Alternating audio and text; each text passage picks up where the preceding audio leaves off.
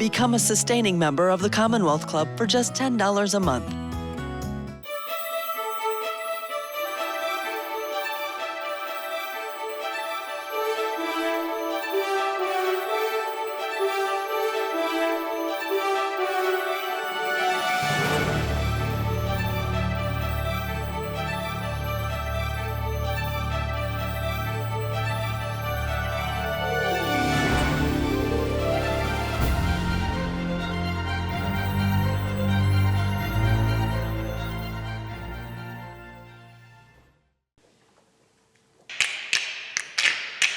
I hope at this moment in time, people realize they have the power to change things. We are all shaped by things that happen in our life. What I learned growing up is that while you may have very large negative influences around you, they don't have to define you. Early in my life, when my father abandoned my family, my mother found herself without an education and a job. My mother went back to community college, got a little bit of education, and got a decent job. She said, I'm going to do something about this, and this is not how the story is going to end. So I saw, hey, no matter how bad it gets, there is always a way forward. I went to university back in the 70s, so at that time you wouldn't have found that many women in engineering. Engineering is really just problem solving, and if you want to do anything meaningful in your life, on a micro scale or a macro scale, you are going to solve a problem, and there are a lot of problems out there.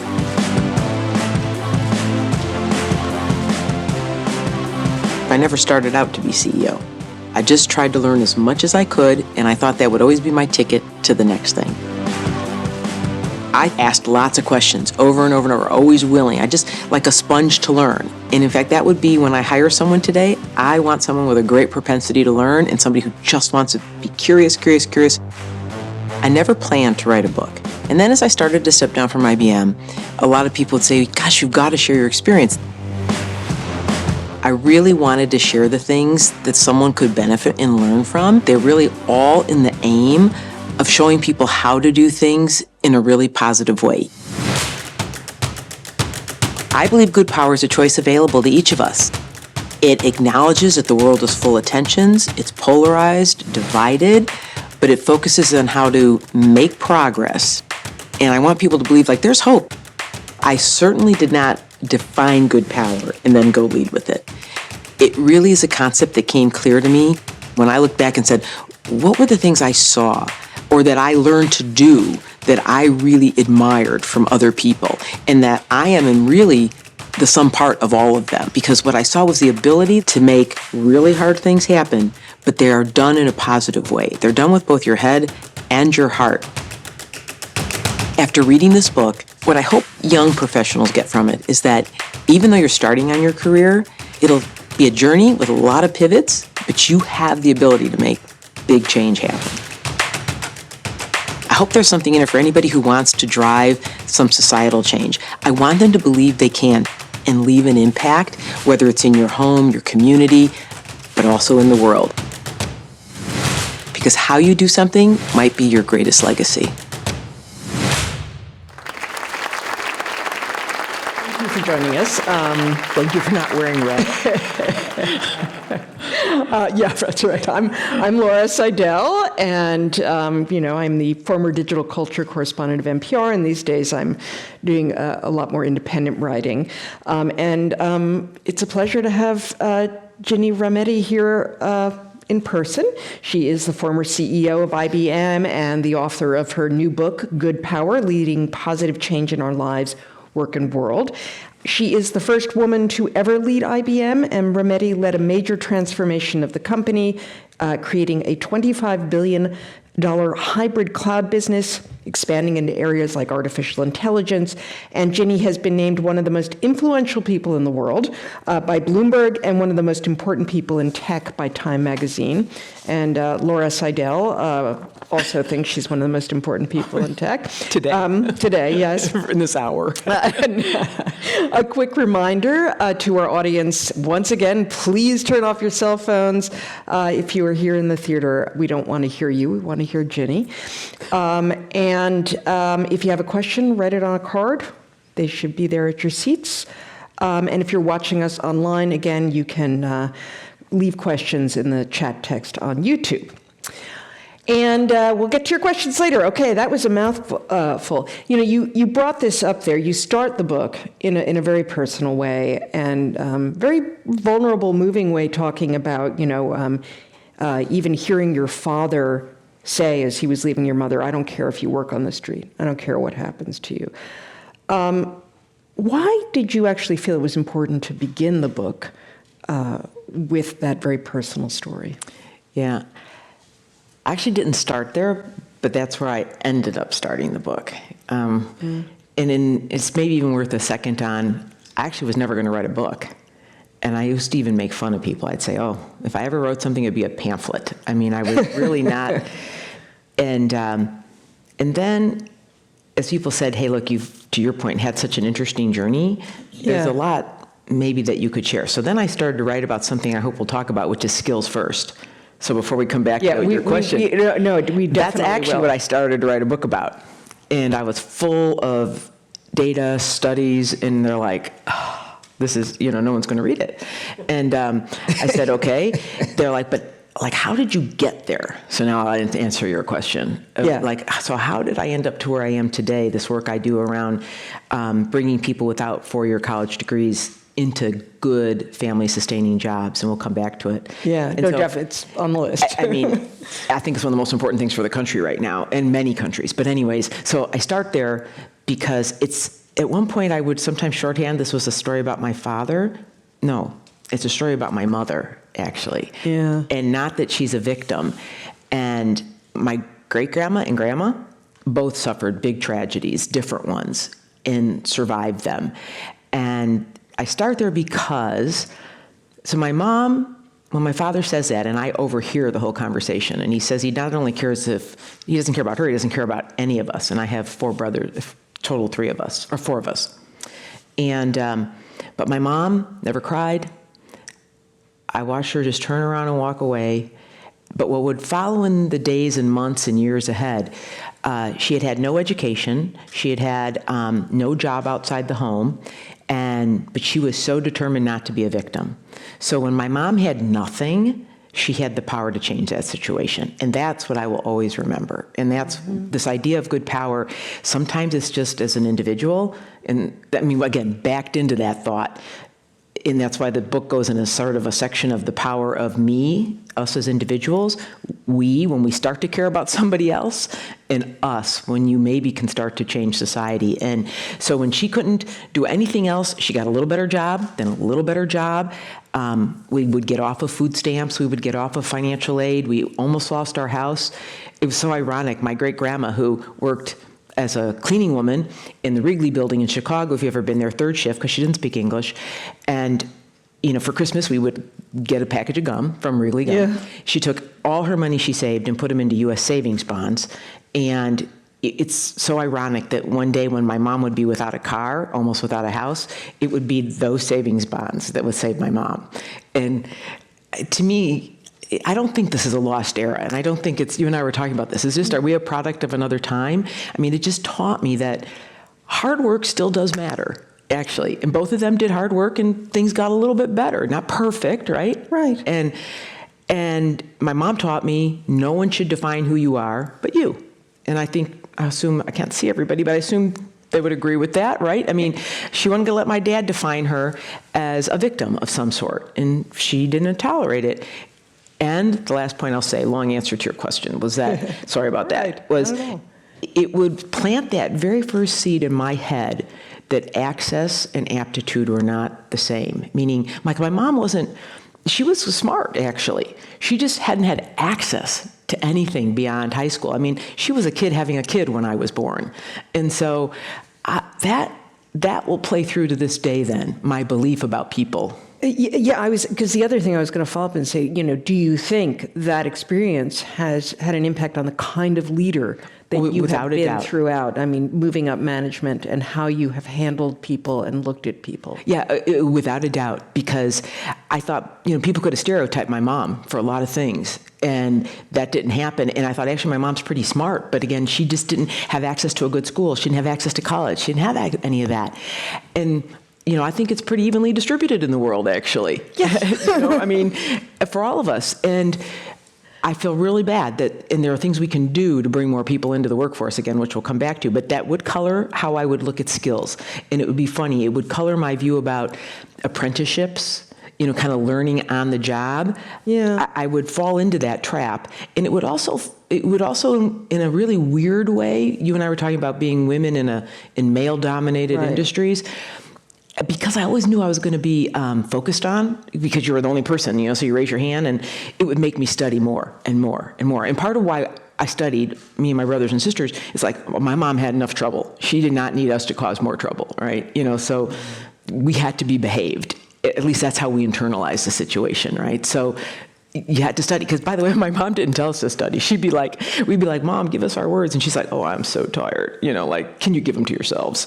And so, and I have great empathy for that, right? Now I have great empathy for it. At the time, I'm like, well, now I got to give him his words. This is not fun. But well, you also, I mean, well, I'm going to ask this in a minute, but the obvious is you are a woman. Yes. Yeah. Yes. That would take that, and at face value. We'll take that at face value here. And even if you preferred people along the way to just judge you by your skills, as you rose up, I mean, you end up getting put in a position as being a representative of, a woman who's made it.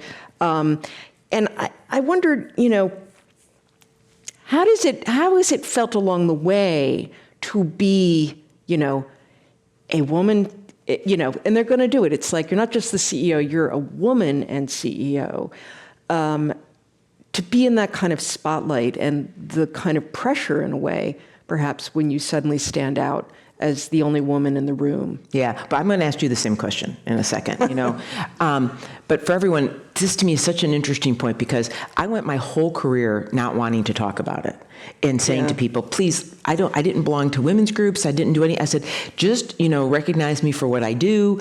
I want to do my work, be recognized for my work. I do not want this to happen. And even when I became CEO, and this is now 2012, everyone said to me, do not do a single interview. They will define you as a woman. Every headline was first woman, first woman, first woman. And as Fortune 19 company, first woman. And do not do it, do not do it. But I would come to learn that lesson again of, if you don't define yourself, someone else does. And it is a dangerous thing in this world. And so I felt that pressure. But I want to back up to like one story and then link it to today when you say, how does that feel? So I felt like, no, don't have that discussion with anybody. So I really didn't. But it's funny, the little funny stories that stick in your head. I was maybe 15 years in or so like this, and I was giving a presentation. It was down in Australia, and I write about it in the book. And it's on financial services, okay? So it's one of the industries I know a lot about. And a man comes up to me. I think he's going to tell me what a riveting presentation, and wants to ask me some technical question. And he comes up and he says, I wish my daughter had seen this. And I thought to myself in the moment, and this is now how I've become to feel about the topic. I thought, you know what? This isn't really about me. Honestly, back to this power of we, as you start to care more about than yourself, the other things, I'm like, if people can't be what they cannot see. So I maybe need to start embracing this idea that we're all role models of some kind, everybody here, for someone. It's a very hard thing to come to terms with. I get that. I mean, when I started covering you, there were no men in this, women in this industry. Yeah, I mean, it's so, it does stand out, I mean, it's why, back when I was covering Marissa Mayer, and she got so much attention, because it is a rarity and people are going to look to you. But it brings me to another question that I'm just kind of really interested in what you have to say about it. While I see women and men as both being equally capable, I do sometimes wonder if women bring something different to leadership roles from men, and if you think that's even an unfair question. But I notice things in the way you describe your management style. I know. Made me think. Well, you quote, I think, a relative who said, well, God gave us 2 ears and 1 mouth for a reason. So the idea of listening. I mean, just things like I couldn't help but wonder if it would think about that. So this is a very excellent question. We should both talk about it and maybe in the questions here, because someone even said to me yesterday, why is it that it's always women trying to write books about leading in a different way? And he named off these other books, and I said, I understand it. And part of why the book ended up getting called Good Power is because so many people kept saying so negative power examples. And when I would talk to many young people, they'd say, well, I said, would you want to be powerful? They're like, oh no, I want to change the world. I'm like, okay, well, ironically, you need power to do that. But it doesn't have to be the kind you think is so bad. And this is kind of what backed up into this point. And so what are the attributes of good power? I will tell you, this is not academic, okay? Because the whole book is a memoir with purpose. It's not everything about me, because that would bore you even more. It is, I tried to tell stories that someone would learn from. Otherwise, I don't know why people write a book. There was no other, honest to God, no other reason to this. And it was super hard for me to tell personal things, because I spent a lifetime not talking about them. And so I tried to tell those stories.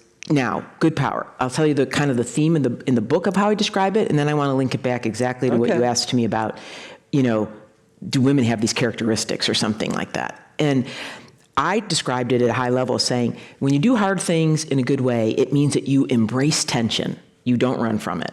That is something I think is a really important notion. It was almost. I learned to love it. It's sort of sitting with discomfort. There's like a whole, you know what I mean? There's philosophical, you sit with discomfort. The book was almost called Growth and Comfort Do Not Coexist. Yes. Okay. And probably would have been a better title, but that idea, you embrace tension, don't run from it. And that the second thing is you do it with respect. And the third is that you celebrate progress, not perfection. In total, I think, if you do those things, the world is so polarized and divided, you can never find and make progress. Everybody's fighting for their end of perfect, and in the meantime, nothing happens. Yeah. And I unfortunately had to go through some really tough stuff that I'll just had to make a step at a time, right? And like how I watched my mom make a step at a time.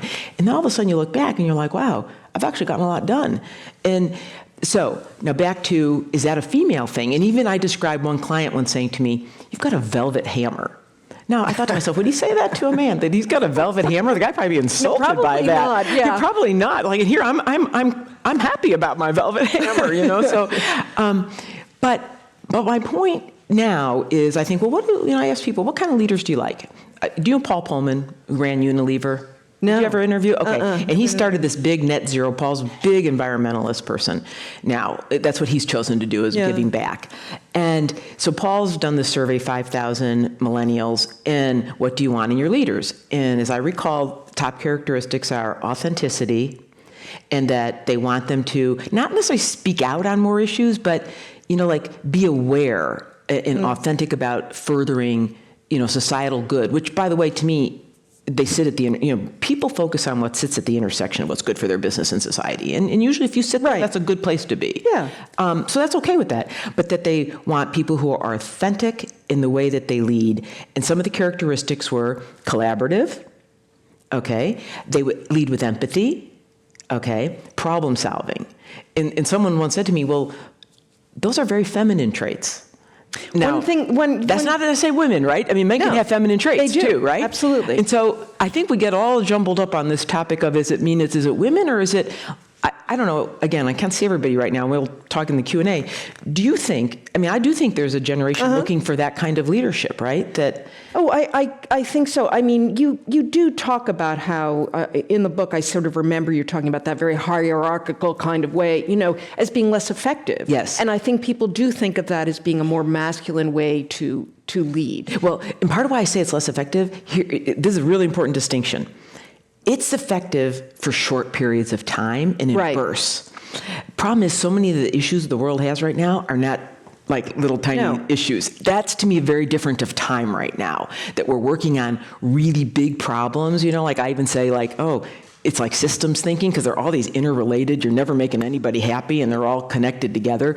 It's a little bit of why I think it's more important now is the complexity of the problems. No, that's true. Well, and also I think, I do wonder, running a company like IBM, you also have to be beholden to shareholders in the quarterly reports. course and you so that's do. a lot of pressure to both be thinking long-term, as you say, and also to be Actually, mindful of that. I try, look, you haven't probably read the book yet, but I tried to fill it up with like tools, practical tools, And on that point about embracing tension, the one I try to give people is to say, there are a lot of times, I always used to say, no offense to, writers and politicians get to live in a black and white world. Like, I don't, in that it means sometimes when the choice is X or Y, neither are good. Often. I mean, there were like many, I don't know how you feel, many situations I had when X or Y were not good, in that you had to sit in it. And my idea, my practical tool is, don't come up with a compromise. Sometimes you have to sit in the junk long enough to come up with a third way through the problem. And I do tell the story of IBM and semiconductors. IBM birthed the industry. But there came a time when we needed them, but in a much smaller amount, very high-powered ones. Yeah, this is an interesting story. I'll tell you, I interviewed Andy Grove and Gordon Moore, who have another story when they got out of the memory business, and I thought this story, when they made this big switch at Intel, which meant they were going to have to lay people off and all this, and how hard it was to make that decision, and I thought, this is a similar thing. You took something that IBM was really known for, and I can't imagine how hard it must be to know when you make a big decision like that, we're going to get out of, making these chips. And that means a lot of jobs are going to go, and how you even deal with making a decision like that as a leader who also wants to be empathetic. Yes, and so you're right, because I had no good answer. A new chip, now people kind of widely understand this problem with the CHIPS Act and everything you might else. want to explain a little bit more. Only titches that just so people understand a little bit more here about IBM's history is really the first one that commercialized semiconductors. Okay, now your chips, your phones, everything electronics got a chip in it now. But there are also very high-powered chips that would be in the high-end sort of computers that we make. And so at a time, everything was high-end. But now, that's not true, right? There's a lot of these chips got to be in volume that are in cell phones and the like. So we did the research, the development, and we made them. To build one of those factories, $10 to $20 billion. And every time you move to a new generation, you have to retool and build a new one. And that's why you hear all this discussion about the CHIPS Act and all these things in this country. And at the time, here, when I step in, cloud's already taken off, data, mobile, social is all happening, and we had a great fit for the past, not the future. So I had to put a lot of money into hybrid cloud and AI, and I have these chips that need another generation. Well, the next 10 to 20 billion has to go over here. Yet these systems that those chips go in, they run the banks of the world to this day. The banks, the telecom, every banking transaction goes through them. And I said, okay, I got shareholders are like, get rid of it. And I got clients like, I've trusted you for 100 years. Okay, if you stop, what am I going to do? I had no good answer here of what to do. If I stayed with it, I couldn't fund the future. If I let go of it, I've ticked off every client in the world. And so the ending of the story, when I say find a third way, and I only tell it to be, you don't have to be a technician, I think, illustratively, is that I had to get a lot of people to bang heads over a lot of time over, I've said, guys, okay, where we sit is not tenable. Now, we had to sit there for a long time, so the money's popping into that every quarter statement, all the losses, one after another. And I said, so what they ended up coming up with, and it was a really great answer, they said, okay, we got to relook at how we make these chips, even though we've done it this way for 60 years. We are now going to we're going to redo how they're manufactured so the research and development can be done, and we can get a partner to do manufacturing. See, when you've always done all three of those steps together, you can think of this how anything you do at home even. You're like, okay, I had this idea here. Oh, it's not quite right. I'll fix it in the very end, okay? But when you're having a partner do it, you better be right up front because there's no tweaking down here in the end. These are coming off of somebody else's factory floor. So in the end, what sounds like a simple thing to describe to you, we revamped the manufacturing process so that R&D we kept, and the manufacturing was done by a partner. And of course, then you have all the politics, right? You can't have it done by a country. So many of these chips go to the government. They have to be U.S. approved. I could tell you a million stories on that. So, but anyways, this is not a chip discussion. But it is a situation. It's an idea. We sold, as some would say, as one of my colleagues, I think I put it in the book, he said, we sold the present to save the future. Yeah. And that's what we ended up doing. And out to this day, what's really valuable is that we kept all the R&D, and that's what the country needs. I hope it'll be one of the centers that'll be the high-tech centers for the CHIPS Act. Yeah. No, but these, I mean, as you said, it's a great situation. I always would say my successors will benefit. I want to get on to the issue of diversity, because this is something that I think was important to you, both because of your background. But I actually want to start with you. You put a lot of effort into that. And the first question I want to ask you, while certainly morally diversity is the right thing to do, I'd love to have you discuss why, from a business perspective, you also thought, we need to diversify our workforce. We need to bring in different kinds of people. This is a super good question. I have always believed, and there is data that'll support this, but that the most diverse workforce and inclusive produces the best product. So I always say when people want to talk to me about diversity, first off, I go, diversity is a number, inclusion's a choice. And it's a choice you have to make time and time again in so many ways. It's not one thing. And when I talk to a lot of firms that struggle on this, I'm like, you don't actually authentically believe you're going to be better, do you? I mean, it really does start there, that you got to find and dig deep down why you think there's a good business reason for it. Because if it is only altruism, your actions will never be right. Does that make sense? No, it does. And I'm curious, can you think of any situations where you really saw I'm glad we had a diverse team on this? Oh, yes. Look, I think all of us read about in the paper facial recognition. Yes. Okay, so why did the stuff get built in a way that it did not recognize colored, faces of color, people of color? Well, the team never thought to test that way. They were all white. And so I'm grossly generalizing to make a point, right? Oh, interesting. And so then I've often watched when the team is too much alike, they completely have blind spots, right? Yeah. And they don't ask the different questions. So I have authentically believed this for a very long time, that the better teams were the ones that were the most diverse. I've watched it. We have the data to prove it on which products got developed better and the like. So it wasn't just altruism, right? That this is the right thing to do. That's a good reason too. I'm not saying that's not bad. That morally, we all morally believe that we want to be treated fairly. But I said, this is also good, which is why all my work now about hiring people with skills, not just degrees, I was on CNBC and Jim Cramer says to me, don't you worry, and he's a big supporter of it, huge, by the way, but he says, the shareholders will say, why are you fussing over this? And I'm like, no, I need good employees, okay? This is a path to outstanding employees, so this isn't just about one thing. And and I also said, hey, by the way, because one of my biggest worries, there's a whole part in the book, as you know, on good tech, is that the digital have and have not, and the world's dividing of people who think there's a better future because of tech and people who think there's not a better future because of tech, right? Absolutely. And I'm very worried about that. And I said, if society turns, this is not good on any of us, right? No. This is bad. It isn't. It's just a matter of your timeline, right? It's true. I want to let you tell this story because this is a diversity story, which I think shows how important you hold it. You had a transgender employee who emailed you one day. Yeah. This was when the whole bathroom bill in North Carolina was happening back in 2016. Yeah, it was North Carolina and Texas. And said, I'm worried about going on a business trip to it was North Texas Carolina. at the time they were talking about going to. And it was Texas. I thought it was North Carolina. Yeah, both. And I'm probably the biggest employer in both places. Both states, or one of the biggest employers in both states. And you felt it was important enough to step in. It's a good, and I tell that story about the bathroom bills, and people have said, don't talk about that because there's people on both sides of this discussion. And I said, that's not the reason I'm telling the story. There are a couple things I hold dear to talk about: trust, inclusion, and how to prepare society to think it can do well with technology. And so I would tell the workforce, because I had to tell them, they're like, speak out on this and speak out on that. when you had a workforce a size of ours, there's 50% of people on every side of every argument, right? Right. And so I would say to people, I can't, but I'll tell you the things that I think are most important to us, and these are the things I will really actively go at.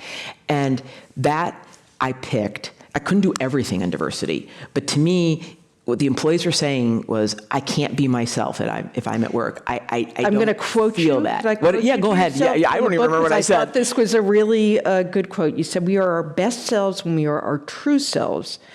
And I think, you're talking about the fact that, you don't want people to be burdened by this, so they want to get their And work be done. afraid to come to work. Right. And that was the point. And that was like I was trying to make a uber point on it, right? A bigger point than just even that battle, but including that battle. So we really, and the other thing that I learned, because I never took, IBM never gives money to a lobby, never gave a PAC, no way. Yeah. But what we did do was always take a stand on policies, back aligned with what I said. Policies, not politics, right? And those policies, I can't stand it when all people do is tweet their policy or opinion about something. I guess some people move the world with that, but most people don't. And I really prefer kind of like a ground war to fight these. I mean, I think you have to go do the hard work of go talk to all the senators and the representatives and show them why, like I believed in the Dreamers too, as an example, right? And show them who these people are you're talking about, right? These are really good people in America contributing to our companies by no fault of their own. These are children. But back to bathroom bill, so we went and saw, I remember speaking to the governors, and I mean, I did have to get to the point, and I would find that unfortunately true with politics, to say, I'll just tell you, you do that, I'll do this, okay? I mean, if it passes, I won't do these things. I mean, because you do have to understand the ramifications, because I think when it comes to values, there's lines people can't cross. And so you and I were talking about values and the difference of companies that have been around long enough to have them deeply rooted and those that are still growing their roots. And so that to me was one of the really important, and it's why I told that story. It was just, stand, and people say, hey, would you do it today even? Well, This is a couple this years is the ago, other. I know right? this is the other because this is 2016, and we've watched what happened with Disney in Florida. And how do you think CEOs should manage these things now? I would still do it again, and I would again. Part of I think would not protected, but gave me kind of a. Why I was okay doing this was I was clear what I was going to talk about, right? It wasn't like I was picking things out of the air and sometimes talking on this and not talking on something else. So that was one thing. So the workforce was fully prepared about that for the most part. You never please everyone, but they understood that. And so today, what I see a lot of my colleagues, I spent another weekend with 30 active CEOs, and we have a very private discussion.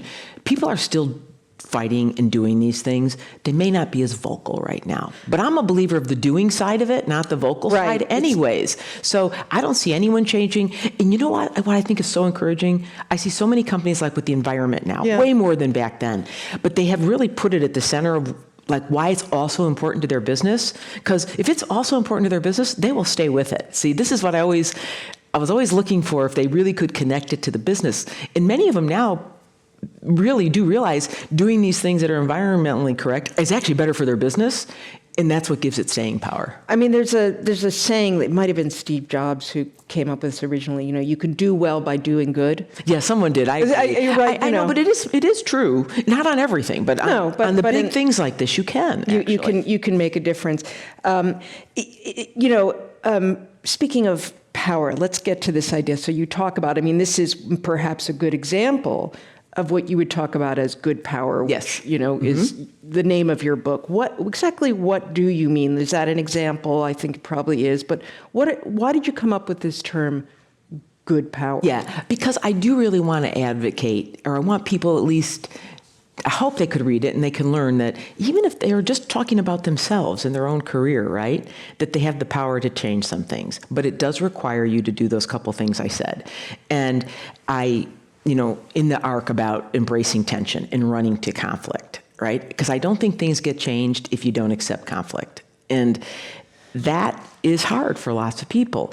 But I said the more you do it, the more comfortable you get with it. And I started to learn, like the earliest conflicts are with myself.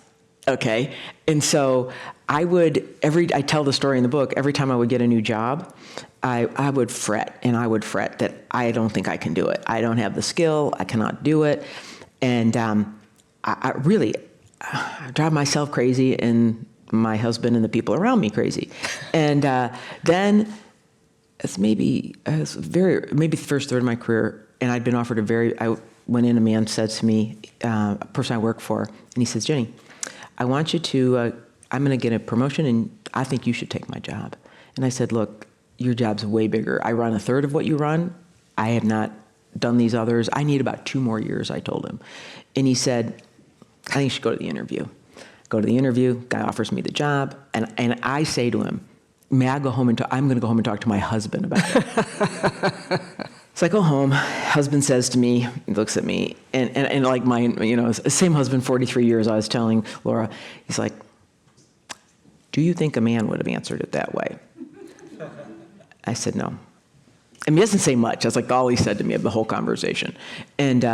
But it wasn't a sexist point he was making to me. He's like, Jenny, I've seen this movie over and over. He's like, you'll get in, you will learn. Like, who doesn't go into a job they don't know everything? And you'll learn it. And you got to just come to terms with this. And it's what I coined that phrase, growth and comfort never coexist. I did not in the moment coin it. I would later coin it because I would learn. And so this gets to this conflict point that, then I started to get like, this is good when I'm nervous, and this is really bad when I'm not nervous enough. That means either I'm getting stale or I'm not learning anything. And I would really start to like embrace things, and they would get, I say riskier and riskier and bigger. It's like, yes, good. And I was talking to someone the other day who was having a really tough, and honestly on a scale of 1 to 10, is a 10, I have to say, problem with work. And I was saying to the person, hey, look, I need you to start visualizing how good you are going to be on the other end of this, because you are learning so much getting it through. I know in the moment, this feels really horrible. And you do feel like you don't get a break and nothing goes your way and you're out there fighting. And I'm like, I'm telling you, please believe me, there will be. And part of it comes from that beginning of life where after I saw it with my father, I'm like, well, that set the bar for bad. And as long as I have my health, my family, like nothing is that bad anymore. And I think a lot of people, if you think that way, it puts everything into perspective. And so anyways, it got me towards this accepting tension piece, which is what I keep trying to go back to in almost every part of the book about here's what the tensions were.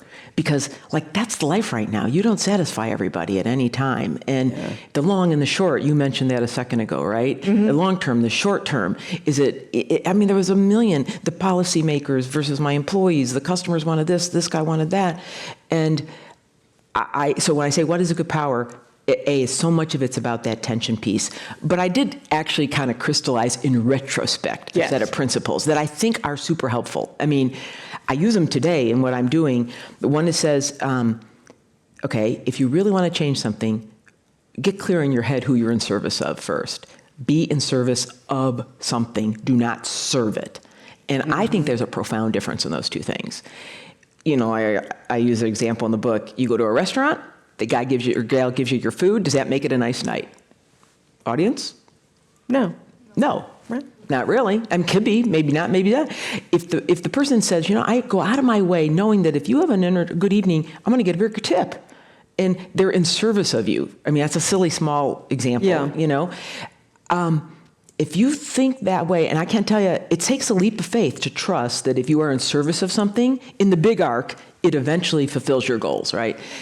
I think that's a big part of how to make change. I think the second part is, and this is very tiring, to realize you have to constantly build belief in whatever it is you're trying to change. Meaning, you're trying to get people to voluntarily go to an alternate reality they had not necessarily envisioned. And that is energy. It is energy, and it doesn't end. And I think people think, well, I've described one reason why you should do this. Why aren't you doing it? And that is just not life. I mean, I have found this build belief never ends, and you got to keep approaching it. And the third thing was probably the most important to change something big about good power was everybody always wants to change everything. And that is an equally important question is what should endure? And even if modernized, what should endure? And honestly, I have so many examples of how I had to learn the hard way on that topic. And And you know, did. I'm looking at the time and I want to get Sorry. to things. I could keep, no, the problem is I could just keep talking to you. You know, you have so many interesting stories and I really enjoyed the book and you bring up so many things, but I know there are a couple of things we really want to get to. So I'm only going to stop. I'm probably trying to keep her away from some hard ones. I don't know. No. You know, I think everybody right now, AI is on people's minds. Yeah. You definitely pushed IBM in this direction. I had some fun with covering Watson and, you know, Everybody Jeopardy. did. Yes, it was a lot of fun, you know, when Watson played Jeopardy.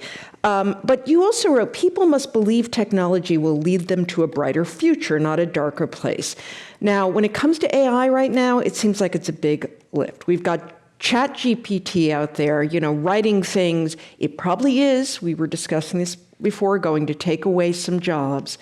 And so I guess the question is, how do we get people when there seems like many legitimate fears? How do we prepare the groundwork so that people can actually see technology as leading to a brighter future? You know, if you're a writer and you're looking at ChatGPT, you're thinking, oh, there goes my job, you know? No, there's a lot of people like that right now. Yeah. And so in the book, I actually dedicate a whole chapter to something, I was telling Laura, I've tried for a decade to talk about AI ethics and how to steward technology in properly. It's called Stewarding Good Tech. And there's two sides to answers to your question. One, let's come back to second, which is about, I think we're entering a period for decades now that all of us are going to have to change our skills pretty frequently. Yeah. Frequently meaning 5 years, 10 years, they're going to change again. The world wasn't set up that way. Our education systems aren't set up that way. and Nothing people don't like to reinforces change. it. No, they don't. And this is a super, I mean, I meant what I said. The number one thing I'd hire someone for is their curiosity and willingness to learn, because that means they'll be willing to change, right? And I'll come back to that. So that's one thing that's going to have to completely change in the world, because if you, in the big arc, go back and look at every like real industrial revolution and what happened, there'd be this big technological change, and then you'd see it would be delayed. Big societal change would have to happen to match it. Like, I didn't realize, like, high school wasn't compulsory in this country till, do you know the year? I don't know the year, but it's not that distant. No, it's the 20s. 1920s. And it was because when you couldn't work on a farm, well, then I guess you had to read. I mean, okay, so we had to learn something else. And it seemed to happen over and over that, like, there has to be a social upheaval and change that comes with some big technological thing. So it's coming. And I think it's around this issue of, like, people are going to have lifelong learning. You're not going to be able to, like, hey, I've learned to be this, because it's going to change. So put that one thing for aside. I want to come back to it. But the other thing I felt really strongly about is you got to usher these technologies are now powerful enough. They have to be ushered safely into the world. And safely means you better care as much about the good as the bad, in parallel at the same time. There are a lot of people I have, in my own coverage, felt like they were not thinking about the bad. There's often a lot of idealism among people who put tech out into the world, and they don't want to see the bad. So how do we get that to happen? Because I agree with you. Even if you have to set up different teams, because this, to me, it's not Pollyanna.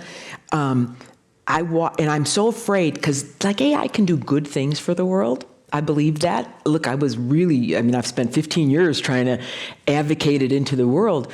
But there was a lot of fear-mongering going on about it, killing jobs, doing everything. And I hate to see it get killed, because perceptions get set so fast another way. And this is my fear with ChatGPT, because it is one form of AI, by the way. They're not all that way. No, okay. But now people talk field, about it like it's AI. Okay, no, it's all AI. But the sad thing is, all these technologies mirror humanity. So it can be taught by just a closed set of information, but it's taught by the internet right now. Well, what do you think the internet mirrors? It mirrors us, humanity, good and bad, is out there. So I feel strongly, like, right now, like, look, social media went on for a long time, and then people started to see negatives, right? What if that had been done together? I use one example. We did quantum computing. We've been at quantum computing for decades, building this stuff.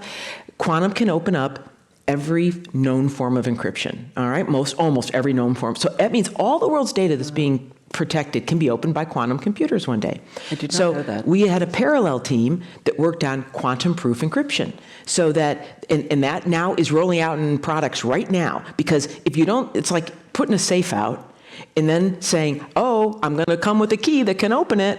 Well, then you should be building a safe that no one can open at the same time with that same new key. So we're telling clients now, start moving to this, because guess what? Bad guys, they're going to use these computers to open up what you're sealing up today in the future, right? So wow. It's well known, and my point is it's a simple, good example of doing and working both sides of the equation. So what I think is the issue now, if I had to pick a big word, it is trust. We have got to build trust in this AI now before we get people too like, oh, it's bad, it's going to cost my job, it's going to do this and that. And like I do think, to your point, you and I talked about it, it is going to change some jobs. I think it's going to augment man. Look, we have control. We make the stuff. Well, that's what bothers me. We would hope. We make it, right? I'm like, you use it or you make it. Those of us that make it have a greater responsibility. And therefore, we can control. I mean, we need to put leadership over this technology. How do we do that? Seriously, because I think about our government, which it's so hard to get anything done. Yeah. And, okay, so in practical senses, here would be things I would do. So for one thing, because it's really hard in government, I have empathy for this. Do you think our politicians that are voted in understand the details of technology? No, they don't. No, you and I don't. I mean, well, I would like to say I do. Okay, let's be clear. I did run IBM. I do. But I think that's not fair. So, I know a lot of us spend a lot of time educating, right, on those topics. However, my view on AI, one thing is, should there be regulation? Yes, but I would call it precision regulation. I talk about this in the book, meaning you are not going to be able to govern the technology itself. I've tried to stop technology. You can't stop it. But what you can do is say, it can be used in these cases, not these cases. Like you and I, if I had my phone, we would have no qualm about facial recognition to open our phone. Does it bug you? Do you feel it's violating your liberty? I have to tell you, I still prefer, I still am a little okay, fine, your thumb. No problem. But I use my thumb. I don't know why. Okay, but it's still a personal thing. You're using a thumb. Right. Okay. However, I don't think your thumb should be used to track you in the world, right? And you don't think facial recognition should be used for racial profiling. That's right. So I think precision regulation could govern the uses of these kinds of technologies, meaning try to govern how it's used and where is one thing. Next thing, God, I wish just to set an example when chat came out, I would have loved in parallel, because it can tell you facts that are not true. And it sounds like he's very smart and she is true, right? They call that, they give it the name hallucination, right? And so, I asked it, okay, who is Mark Rometty? That's my husband. And it came back with a glorious description of what he did to transform IBM. And he, honest to God, and he said, well, finally I get the credit I deserve.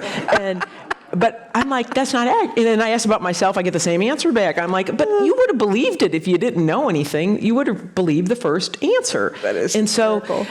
Now, what would I would have loved to see, because you and I were talking about educators a minute ago right out there, and something a little simple, and there's many people off building these right now, by the way, but that would have said, hey, if the paper's turned in, you can run this app, and it'll tell you with some degree of confidence, chat probably wrote that thing. And I know, exactly. But it would have at least sent a signal to the world that, hey, we recognize this is not all. We need people to learn how to write and to do logic. It would have shown some care, and there's discussions about watermarking, that this was chat created, and so and people understanding how it's actually trained. And there's other AI you could train with a closed set of data, so you don't have bad stuff in it, right? Yeah. And then the other thing I learned, if I could go on for all on this. I know, and I'm going to stop you because I want to get to your favorite topic. My one other topic. example is that, okay, oh yeah, never mind, go ahead. Yeah, my favorite so I'm going to topic. get to your favorite topic here, which is skills-based recruiting. And because we live in a world right now, one of the things that seems to really be dividing our country is the difference between those who have a college degree and those who do not. And you actually implemented policies at IBM that recognize that a college degree is not necessarily the thing as an employer you need to be looking for there, right? And this is really interesting. Yeah. So thank you for taking me off my AI soapbox. Because I could go on, and I'm so fascinated by what you have to say, but I know you want to talk about. But I have hope that this will be guided in safely. Okay. One more last thing on AI, though, if I may. Just one more. I am reminded, I just read this, Henry Kissinger had a quote, and he said, we should learn from history. When people do not understand something, they fear it or revolt. And I'll leave it at that. So back to this. This is, I hope, and maybe I have an audience that's all college grad, and I am a vice chair, one of the vice chairs at Northwestern. So I believe in a 4-year degree, but this is a bigger point. And remember my mom's story. Life would go on. When I first became CEO, I'm out looking for cyber people. Now, cyber's fairly new, really, as an industry then, and can't find them anywhere. It is true coincidence. I walk into another meeting, my next meeting, and it's on corporate social responsibility. And it's about one school that we are in Brooklyn, in a very poor side of town, and we have given them help on a curriculum, a community college. The kids can get an associate degree in high school at the same time. There's called dual enrollments in some places in the country. We give them mentors electronically, and we're going to give them a chance at a job. I said, oh, okay. Well, this goes on. We hire some people. They start doing pretty well. Now, we can't find these people to hire anyways. They're not trained out in the world. Hire more and more. And then I say, it dawns on me, we start studying the results. I say, I think we have just unlocked like a new talent pool. By the way, they're 95% Black and Hispanic. Back to my point on inclusion. Now, by no fault of their own about access to education and where they happen to live. And I said, okay, I think actually we have discovered something here, okay? And you can read the book for the whole journey of how I would learn to get people to accept this, because that in itself is an interesting story of getting people to put their biases down. And first we do it for ourselves. Then I say, let's see if we can get more of these. These are just public schools. Back to my point of anybody can change this world. I mean, when you're focused on what it's for, I think you and I would all say we should be paid for our skills. I mean, what's wrong with that? And promoted and all of that. So fast forward, these 6-year high school programs, there's now 300 around the world in 27 countries and 150,000 kids coming through. But that's just one little program. I'm like, that's not going to change the world, by the way. But I start with my friends and colleagues on this point. I'm like, guys, there is this new pool here, okay? But you're going to have to change how you hire. Because when the next year would come and I'm in another meeting and I say, well, have you hired any of those kids? You need these skills. And they're like, no. I'm like, well, if somebody find out why they're not hiring them.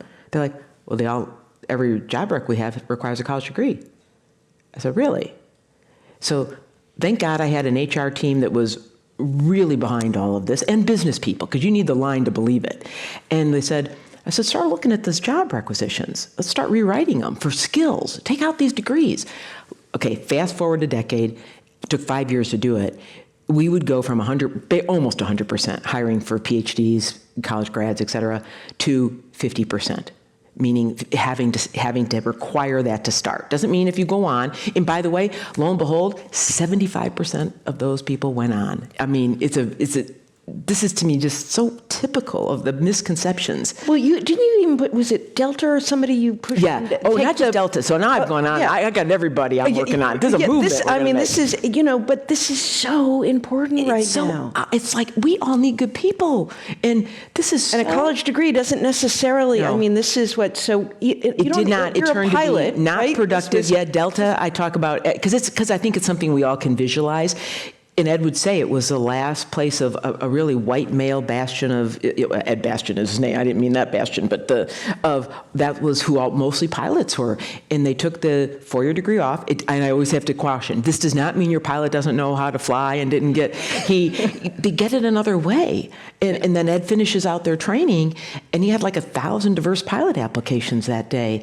And many companies like that, like a Delta, they hire very diverse workforce at the beginning of the funnel, and then their focus now is on moving them through because they're there to start. Now, how do you skills-based move them through a company? And so this becomes really a skills-based culture for everybody, not just about one little niche.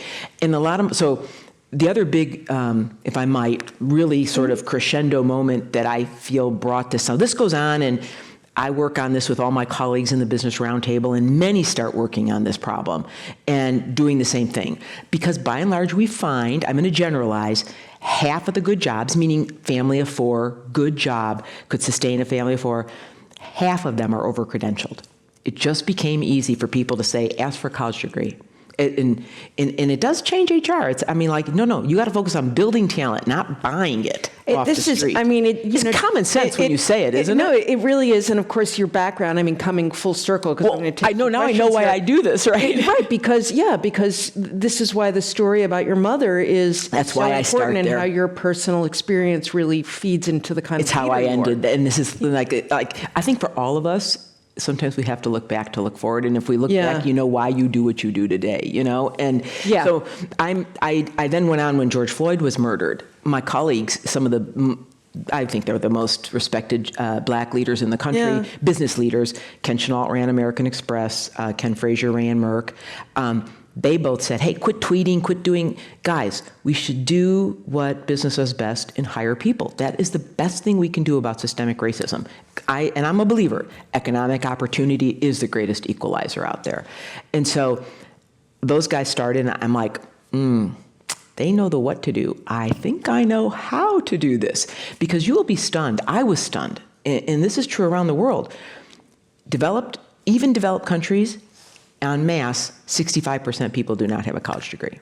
This country, 65. So for all our rhetoric, 65% do not have a college degree still. Of black Americans, it approaches 80. Wow. So for those of us that think that people are going to see a better future, to your question, what are we going to wait for them all to get a college degree? And it's not necessary. So I am so, you can tell, very enthusiastic. And there are about 100 other companies in the country that have joined we formed a nonprofit called 110, 1 million black employees in 10 years. And for those who say, oh, you're being woke, you're only doing one thing, we're like, no, we're working on systemic barriers. As we work on them, by the way, we're hiring many underrepresented. I mean, this isn't like we're saying only do one thing. We just, like any startup, we picked an acute issue to go work on.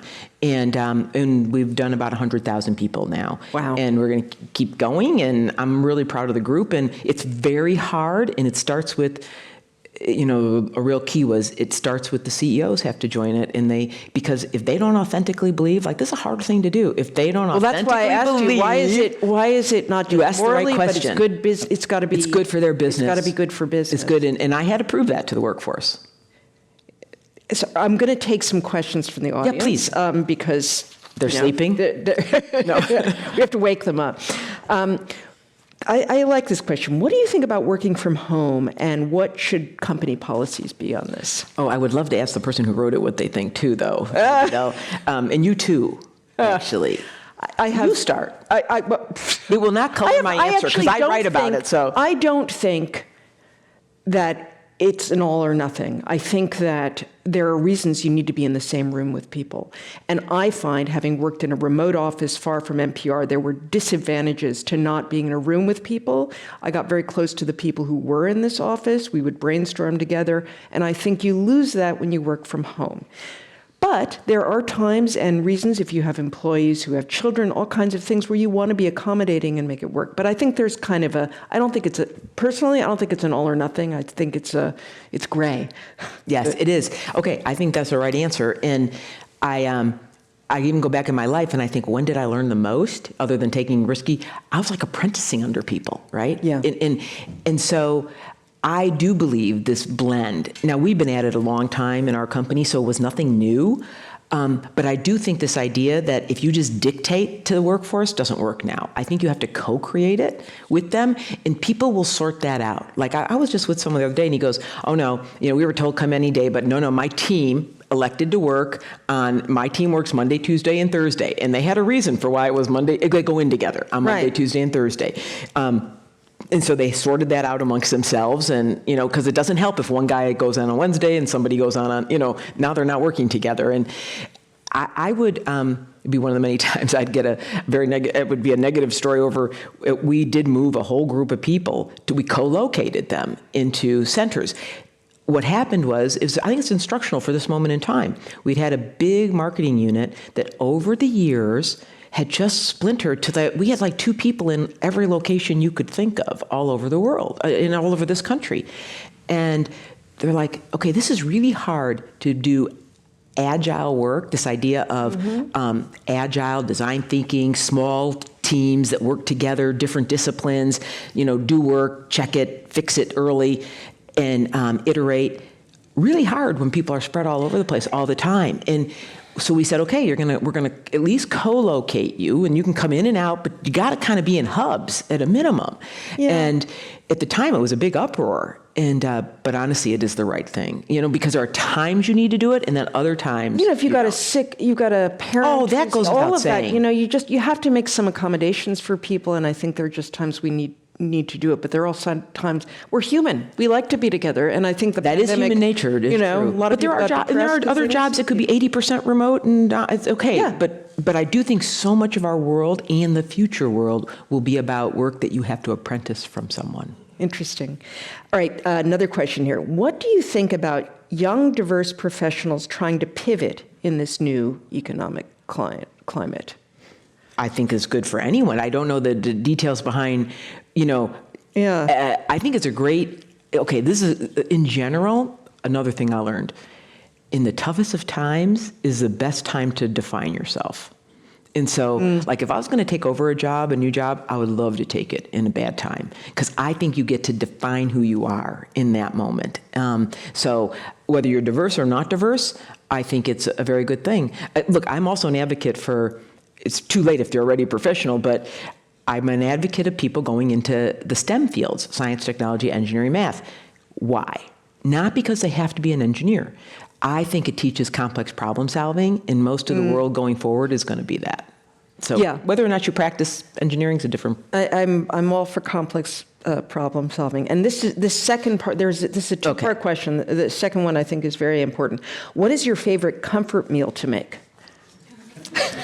Oh, this has gotten me in trouble many times. My favorite. Okay, first off, I don't cook. Thank God, my husband. We were kind of both talking about that. The roles. The support systems you have. And what is my favorite comfort food? I have to say, given a choice, it would probably be a carrot cake. And it would only be the frosting. So I'm kind of with you on the frosting part. That is, I would never make one myself, but I would certainly eat an entire one. Yeah, well, maybe your husband cooks. I don't know. Yeah, he is the barbecue man. He's a barbecue man. Okay, so what was the tipping point that led to your retirement from IBM? And then how did you get off the, big adrenaline rush of that? Yeah, good question. There were two things that led up. One was that I really felt the company was now on a foundation that it would grow. I mean, I felt I had gotten it to the point that the foundation was in place. We had done a super large acquisition several years prior it was the largest then done ever of a software company. We had found our way in the cloud. It was the hybrid cloud. We had rebuilt AI several times into a platform, and mathematically you could see growth would come. And so I felt it had its foundation. Not that more work didn't have to be done, but it was now on, as I would say, I told the workforce, I think on that last day, I said, you're on safe ground now. And the second reason was, at the same time, I thought I had a great successor ready. And it would work really hard. We had tried to prepare a number of people. And as I say to him, his defining characteristic, and this is why I believe what I believe, is I think he's an Olympic learner.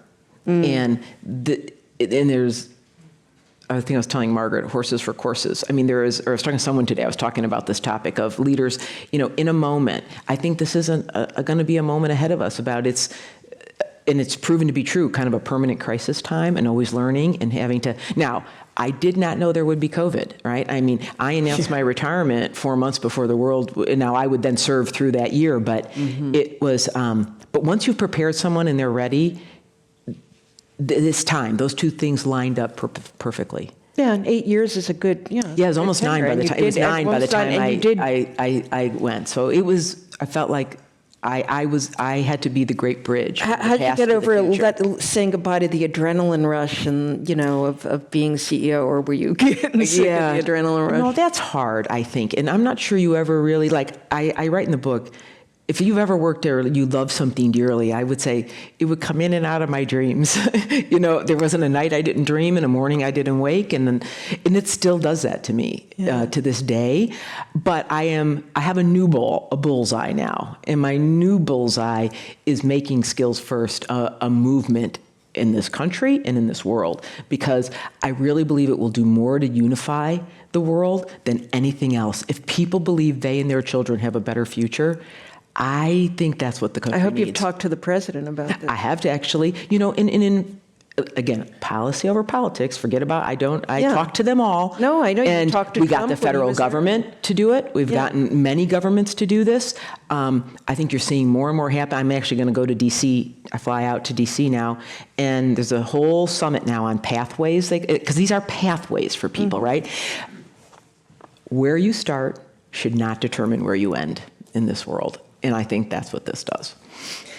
Let's see, another question here. I serve on the board of a nonprofit growth sector that helps people from marginalized communities develop STEM skills. What have you seen as promising approaches to spanning the skills gap and fueling our talent pipeline?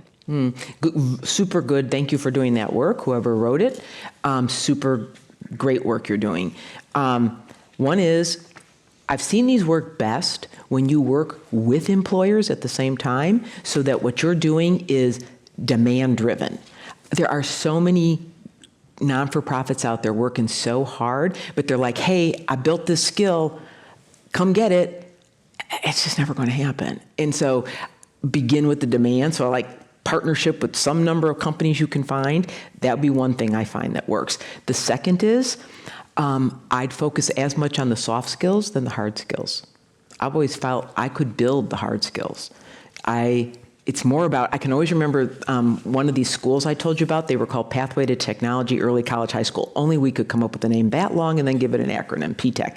And so President Obama comes, and he comes in, and first thing he's coming down the hallway with me, and he goes, let's go to the computer lab. I'm like, there's not one. And he looks at me, I'm like, that's not what we're teaching them, actually. I'm like, I can teach them that later. Here we're teaching them about, how to work with other people, how to collaborate, how to do problem solving, how do you represent yourself, how do you do work on a team. I'm like, that's actually what they need to come out of high school, knowing as much as they do some, like, I can program this language. So I would just say, whoever that is, I hope the kids are getting, or people, not just kids. I use kids as a really big everybody. We're I'm kids. old is why I use the word kids. We're just kids. That's why I use it. I hope you're doing as much soft skills. Let's see, we can take one last question here. You are a role model to me as my first internship. There's a relative in there. Yes. What was the most difficult conversation you had with the board at IBM which made you think you were right for the company?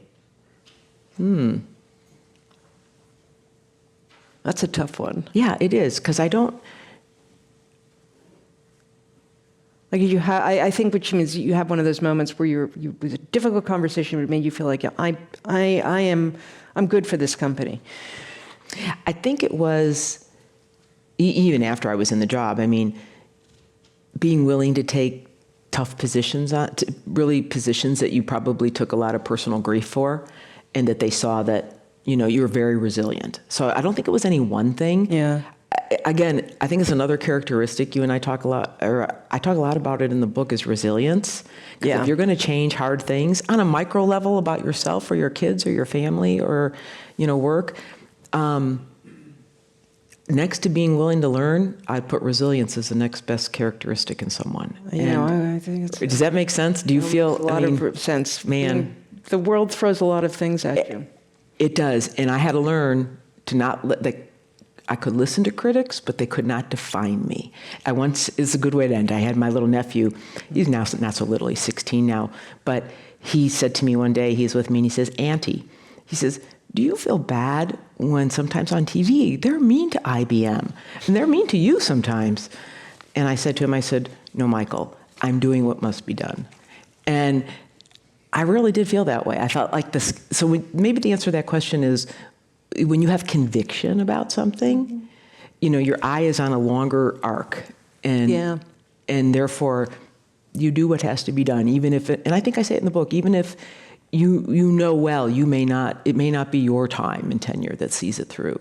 But I think history judges us all in the long arc of time, right, when they look back. So I hope a lot of people who felt, oh, did I really make a difference? Like, you really did make a difference, right, when you look back. And I try to write that about so many people in the book, that all these little things they did that really made a difference. So when you wonder, when you help a neighbor do something, when you look out for this, the teacher that stayed after with you, honest to God, I think in this day, as true as it was then, is true today, that those acts all mean something to people, and that you have that power to do something for someone. Well, I think that is a great spot to end. We're all in this together, aren't we? Thanks to Ginny Laura Rometty, the former CEO of IBM and author of the new book, Good Power, Leading Positive Change in Our Lives, Work, and World, for being here today. It was a pleasure. Wow. And Good Power is available everywhere books are sold. And thank you guys in the audience out there in the especially for the middle of a day. Yes, right? for the middle of the day, joining us here in the rain, in the storm. And if you'd like to watch more programs or support the Commonwealth Club's efforts in making both virtual and in-person programming possible, please visit commonwealthclub.org/events. And thank you, and everyone stay safe. Thank you, guys.